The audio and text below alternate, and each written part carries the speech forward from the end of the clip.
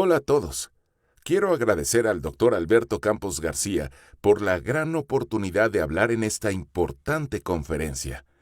Estoy seguro de que juntos podremos marcar la diferencia, una diferencia exitosa en las estrategias que estamos empleando para abordar esta pandemia del coronavirus. Una vez más, soy el Dr. Jimmy Gottman. He dedicado muchos años de mi vida a la medicina académica, tanto como médico de urgencias como profesor de muchos estudiantes y médicos. Sin embargo, he pasado los últimos 20 años casi totalmente enfocado en el sistema inmunológico, particularmente en el papel que juega el glutatión en la salud y la enfermedad. Para mí el glutatión es una gran pasión y he escrito extensamente sobre el tema. Mis libros están disponibles en varios idiomas, incluyendo en inglés y en español, y pueden acceder a estos libros en el sitio web que aparece en la diapositiva. Lo ven allí, www.glutatión.org. Primero les voy a contar algunos aspectos básicos del glutatión antes de comentar sus funciones relacionadas con el COVID-19. El glutatión es una molécula muy simple, compuesta de 3 aminoácidos.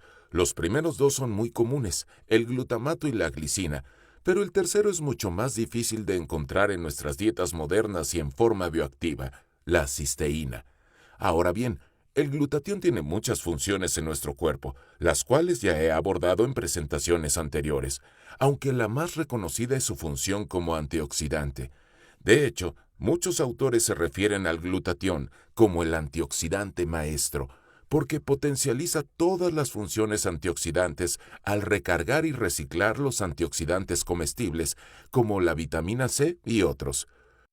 Lo que es notable es que, aunque el glutatión sigue siendo relativamente poco conocido por muchos profesionales de la salud, existen más de 150,000 artículos sobre el glutatión en los principales sitios de investigación, como PubMed.gov. Solo para ponerlo en contexto, PubMed solo tiene 66,000 artículos sobre la vitamina C y 44,000 artículos sobre la vitamina E.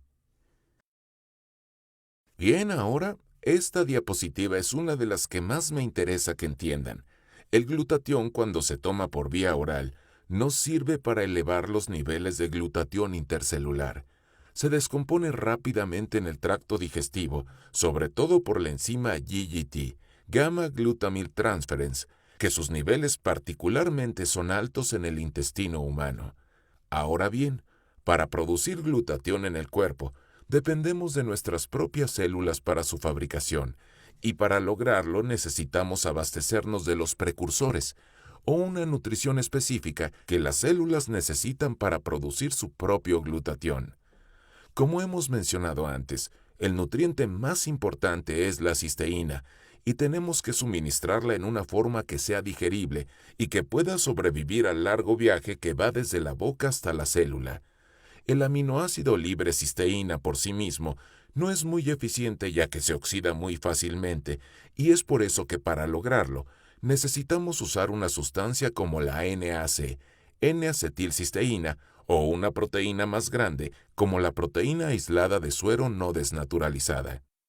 De modo que teniendo claro cómo se produce el glutatión en nuestro cuerpo, veamos ahora algunas de sus funciones. De manera muy breve, el glutatión es la molécula principal de señalización y control de todas las funciones metabólicas de redox. Juega un papel importante en la desintoxicación celular de compuestos orgánicos e inorgánicos, y uno de sus mecanismos más interesantes es la capacidad de mantener una gran respuesta inmunológica, apoyando la función y la multiplicación de los leucocitos. De hecho, la función inmunomoduladora del glutatión es lo que impulsa la investigación sobre el uso del glutatión directamente como agente antiviral. Existen muchos documentos donde se describen estas propiedades antivirales. Se ha comprobado que el glutatión produce efectos contra diferentes patógenos virales, incluyendo la gripe, el SIDA, la hepatitis, el herpes y el resfriado común, entre otros. Por lo tanto, no es de extrañar que se hayan hecho grandes esfuerzos para investigar si el glutatión puede ayudarnos en la estrategia para combatir el COVID-19. Creo que una buena forma de empezar es revisar algunas de las consideraciones teóricas que se hicieron antes de entrar en el tema de las intervenciones clínicas. Este trabajo realizado por el doctor ruso Alexei Polonikov fue una de las primeras investigaciones sobre la relación entre el glutatión y el COVID-19. Se centró en los síntomas más graves del COVID, así como en los aparentes factores de riesgo de que, para empezar, los pacientes contraigan el virus. Este estudio fue publicado en mayo del 2020, así que claramente el doctor Polonikov tuvo que haber empezado a trabajar en este estudio desde los comienzos de la pandemia. Partamos desde una simple línea de tiempo de la enfermedad, el contacto inicial con un portador del virus, y a medida que se permite que este virus se propague, existe un riesgo inminente de padecer síntomas que amenazan la vida, como el SDRA, síndrome de dificultad respiratoria del adulto, y muchas veces los enfermos pueden llegar hasta la muerte. Afortunadamente, en la mayoría de las personas, nuestras defensas inmunológicas innatas nos impiden llegar a estas etapas, pero existe un fenómeno que sabemos que ocurre en la mayoría de las infecciones prolongadas. La protección viral en contra de una infección en particular deriva en la disminución progresiva del glutatión, y con el paso del tiempo, la enfermedad se vuelve más seria.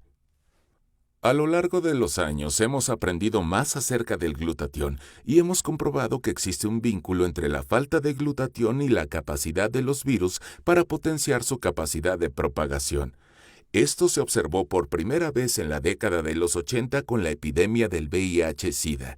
La falta de glutatión también conduce a un estrés oxidativo más grave o a daños generados por los radicales libres, y esto genera una configuración perfecta para presentar niveles altos de inflamación.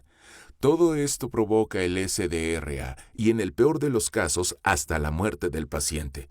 Por lo tanto, hay que preguntarse: ¿existen situaciones en las que la deficiencia o falta de glutatión pueda agravar aún más la situación del paciente, además de la enfermedad viral?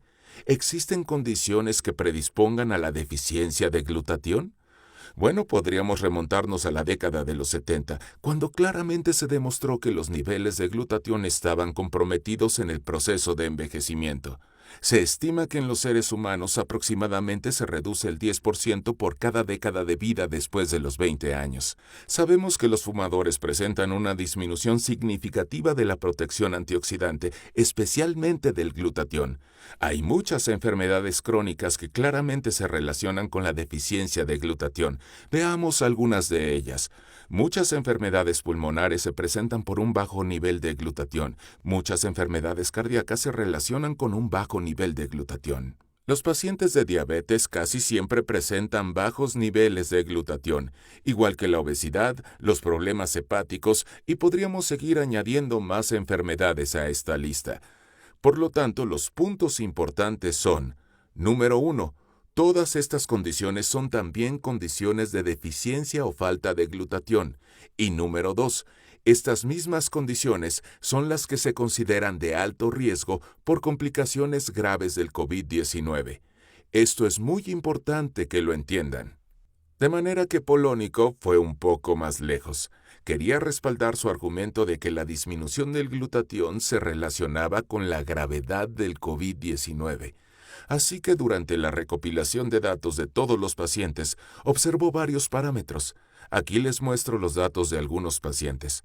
2 pacientes con enfermedad moderada y 2 pacientes con enfermedad severa. Para la enfermedad severa se consideró a los pacientes que tenían neumonía, y se puede ver que los que tenían la enfermedad severa también tenían el espectro de otros síntomas, como fatiga, dificultad para respirar y dolor muscular. Y también se puede observar que la duración de la enfermedad era muy diferente. Los casos moderados duraban días, mientras que los casos severos duraban semanas. Y observen aquí, cuando se les tomaron las medidas de glutatión, hay diferencias muy claras entre los grupos de pacientes con enfermedad moderada y severa. Cuando se tomaron las medidas de estrés oxidativo, como se esperaba, había una tendencia a presentar un daño más grave en el grupo de pacientes con enfermedad severa. Y cuando se comparó la proporción de estrés oxidativo con los niveles de glutatión, se pudo ver el desequilibrio que existía en estos pacientes. Por supuesto, se trataba de una muestra pequeña de pacientes. Sin embargo, fue suficiente para consolidar su argumento teórico y hacer que mucha gente lo entendiera. Veamos otro trabajo que analiza la fisiopatología que se puede dar en esta situación. Este estudio fue realizado por los americanos Poe y Korn, también en mayo del 2020. Estoy seguro de que lo encontrarán muy ilustrativo. Ellos argumentaron que la NAC, N-acetilcisteína, sería una solución efectiva contra el COVID-19. Una vez más les recuerdo que la NAC eleva el glutatión. También estoy seguro que la mayoría de ustedes saben que este nombre que ven allí se refiere al COVID-19, pero por si acaso SARS-CoV-2 es otro término para el COVID-19. Ahora bien, desde la primavera del 2020, hemos aprendido mucho más sobre el mecanismo patológico del COVID-19 y desafortunadamente hemos descubierto que es mucho más complicado de lo que nos habíamos imaginado. Pero veamos un modelo simplificado que se refiere al SDRA. Usaremos el síndrome de dificultad respiratoria del adulto como marco para esta discusión. Así que en algún momento, el virus, una vez contraído, tiene que iniciar sus procesos de propagación. Y también sabemos por estudios previos sobre otras enfermedades virales que el glutatión ha sido considerado como un eficaz elemento que impide la propagación del virus. Por lo tanto, su utilidad aquí es evidente. En casos más graves, los pacientes con COVID-19 pueden requerir oxígeno suplementario. Tanto la propagación del virus como el suplemento de oxígeno, en última instancia, conducen a un aumento del estrés oxidativo y al daño de los radicales libres. Como hemos discutido anteriormente, la función más importante del glutatión es combatir el estrés oxidativo y el daño de los radicales libres, así que de nuevo su utilidad es evidente. Sin embargo, si las defensas inmunológicas y las defensas antioxidantes son inadecuadas, el paciente puede llegar a tener una lesión pulmonar. En una lesión grave, a menudo se complica con una tormenta de citoquinas. En este momento no tenemos el tiempo para profundizar en el tema de las tormentas de citoquinas, pero esencialmente es cuando las moléculas del sistema inmunológico inflamatorio reactivo atacan a las células huésped como daño colateral cuando están atacando a las células virales. Y es aquí donde la literatura se vuelve aún más interesante. El glutatión es considerado un elemento eficaz para bloquear diferentes citoquinas inflamatorias, incluyendo la IL-6, TNF-alfa, la proteína C reactiva y otras. Esencialmente aquí, el glutatión puede actuar como un antiinflamatorio, y los médicos están haciendo grandes esfuerzos para eliminar la inflamación de las citoquinas y evitar que el paciente presente SDRA utilizando altas dosis de esteroides. Se ha propuesto que se incluya al glutatión como parte de los esfuerzos para combatir al COVID-19. Y solo como mero comentario, en mi último libro también escribí sobre el glutatión como un elemento efectivo para evitar el SDRA en otras enfermedades. Así que lo que acabo de mostrarles no son los únicos artículos que consideran al glutatión como una alternativa para combatir el COVID-19. Hay muchos artículos más. Me gustaría mencionarles uno que personalmente significa mucho para mí. Es otro artículo que argumenta a favor del uso de la sustancia potenciadora del glutatión NAC, y lo que me llamó la atención fue el autor, el Dr. Silvio de Flora. Conozco muy bien al Dr. de Flora por su trabajo sobre el glutatión y la gripe o influenza A. Hace más de 20 años publicó un ensayo clínico sobre el uso del NAC como tratamiento para la gripe. Era un estudio aleatorio doble ciego. Su equipo recopiló datos de una gran población de pacientes mayores que habitan en hogares de ancianos y los sometió a un tratamiento con el medicamento que potencializa el glutatión, NAC, durante 6 meses. Lo que le interesaba investigar era el efecto que podía lograr, si tenía algo que ver con contagiarse de gripa y la forma como los pacientes evolucionaban. Así que miren esto. No cambió la frecuencia con la que se contraía el virus, pero tuvo un gran efecto en los resultados. De los pacientes que dieron positivo en el test del virus, el 80% de los pacientes del grupo que tomó el placebo presentaron una enfermedad clínica. Sin embargo, solo el 25% de los pacientes del grupo que recibió el tratamiento del NAC mostró algún síntoma, aunque se documentó que estaban infectados. Así que supongo que para muchos de ustedes esto debe tener un gran significado, como para mí. Si el doctor de Flora recomienda el uso del NAC para combatir estas enfermedades, voy a prestar más atención. Por lo tanto, es muy fácil encontrar otros autores que estén a favor del uso de esta estrategia. Muchos sugieren el uso del NAC, muchos sugieren otras formas para aumentar el glutatión, algunos sugieren el uso de técnicas intravenosas, otros prefieren agentes orales.